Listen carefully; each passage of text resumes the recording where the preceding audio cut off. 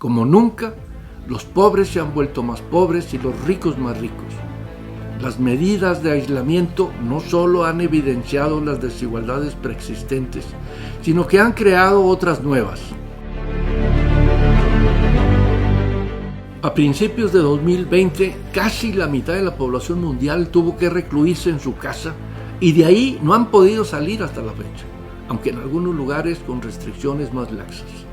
Tal aislamiento se debió a la pandemia del COVID-19, enfermedad altamente contagiosa y de una significativa letalidad que se expandió por todos los continentes y se convirtió en un desafío para la comunidad científica, los sistemas de salud, los servicios sociales, los gobiernos nacionales y los medios de comunicación social.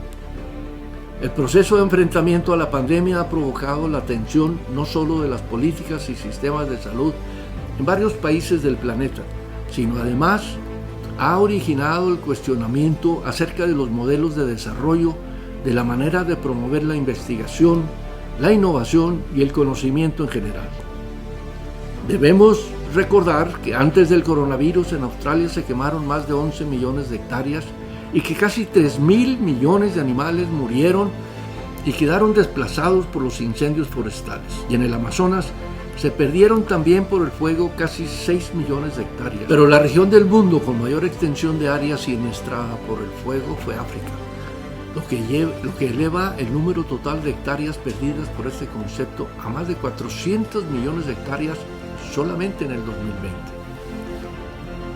La contaminación del aire cobró en el mismo año más de 160.000 vidas en las 5 ciudades más grandes del mundo. Y por causa del COVID-19, el mundo hoy lamenta la pérdida de más de 3 millones de vidas. A esa cantidad se suman más de 156 millones de casos de personas infectadas.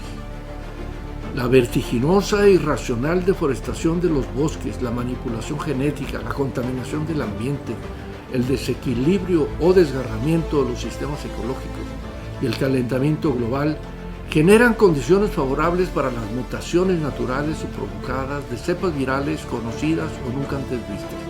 Los efectos e impactos que provoca esta crisis, como el colapso de los sistemas de salud, muertes y migraciones masivas de gente y procesos de recesión económica, generan desesperación, pánico, pobreza y hambre en el mundo, especialmente en los más pobres.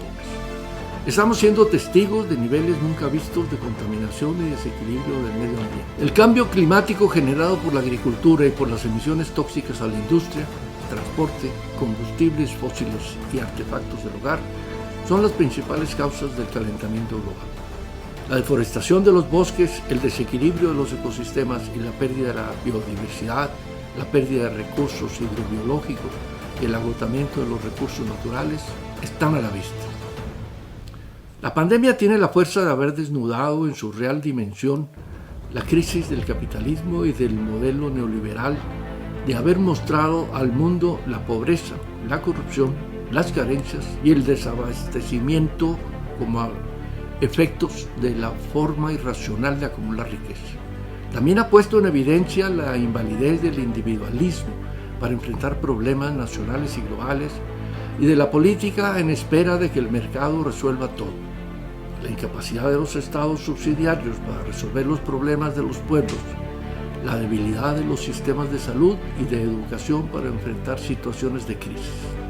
Además, nos ha hecho entender la necesidad de respetar y vivir en armonía con la naturaleza, de fortalecer las formas solidarias de convivencia humana, de promover estados protectores y promotores del desarrollo, y nos puede presentar otros horizontes de vida en armonía.